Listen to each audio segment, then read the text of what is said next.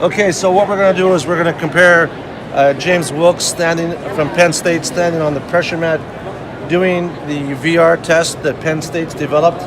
We've got James Wilkes and Joe Weber is going to start this for us. Here we go. So let's do test one. Okay, when you're ready, let me know when you're ready. Are you good? Are you good? Okay, we're ready to go. And 30-second test. Nate, you can go up there. This is just the baseline. Okay, you can film the whole thing, Nate. I'll edit. I'll edit the whole thing. It's only a 2-minute test. Okay. 5, 4, 3. Let's take a look at the numbers up there. 136.2 inches. Significant difference when you do the test in line. Okay, let's go to condition 2. Joe, if you want to hit 0, when you're ready. Are you ready? Okay. James is good. We're ready to go. Go. Okay, 30-second countdown. You can see what he's looking at in the VR. This is interesting. And we hit 150 inches of sway in the first test. It's got to be more in this test. You okay, James? Yeah, I'm good. All right, here we go. At the APTA CSM show in 2019. Down to 7, 5, 4. You okay, James? Yeah. 3, 2, 1.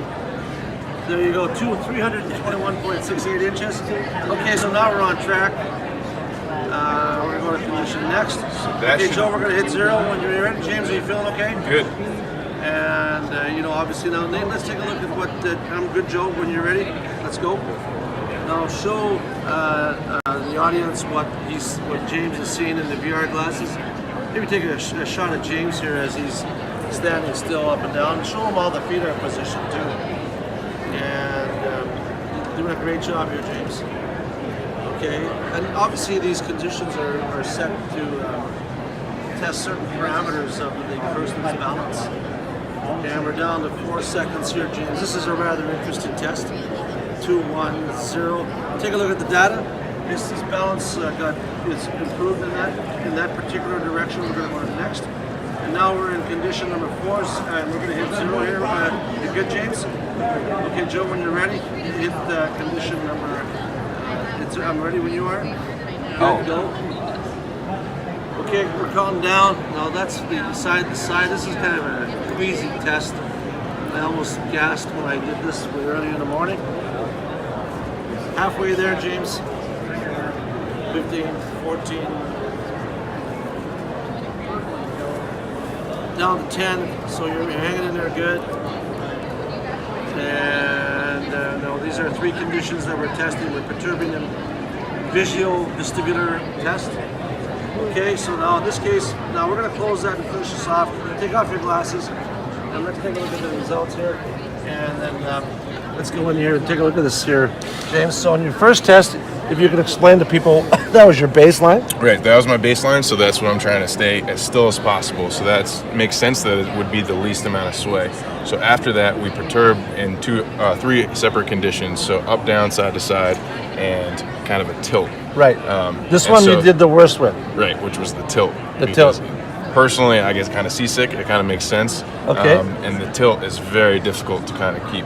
The side to side, which is condition 4, and then the up and down. What was condition 3 again? Condition 3 was the up and down. Up and down. So you did really well with that. Mm-hmm. So I was almost baseline because it's an up and down position. Yes. Anytime you go side to side or turning is when I seem to personally get much more sway and much more error. Condition 4 was?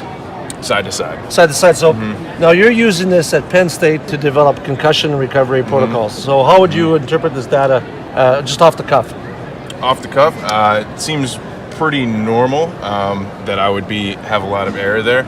I would like to have a little bit less sway there. Yes.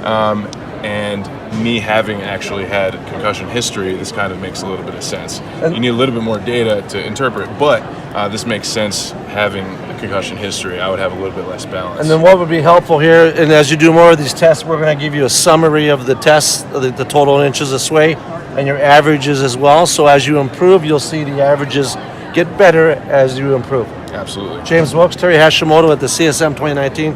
Thank you, Joe Weber. Thank you, Nate Wells. This your data is based on how many student athletes? I think we have somewhere around 2,000 student athletes. So we're trying to see and how the data, and they give you a score of, obviously up to 10, and then we're measuring the sway in test 1, 2, 3, and 4. You did the best in test 1. Correct. You had 9.79, which is a normative value. We had 136 inches of total sway.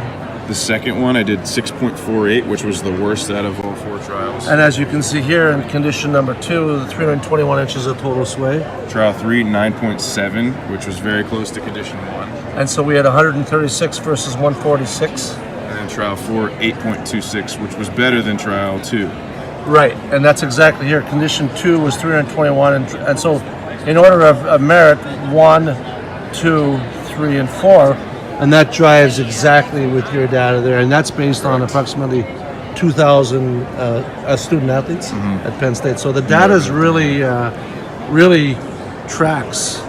So these two units really go well together, I would suspect. Yeah, this is an achievement today. I'm no researcher, but that's clear evidence de facto that the headsets, the VR, with the tools that you've developed at Penn State are very reliable testing for. And you're using this now to return apply assessments for concussions. Not for, it's not the only thing, Yes. but it is one of the tools that we use, absolutely. Absolutely. The sensational test here at the CSM while we're taking a break and people are at the various lectures and stuff. So Terry Hashimoto with James Wilkes here at the CSM APTA 2019.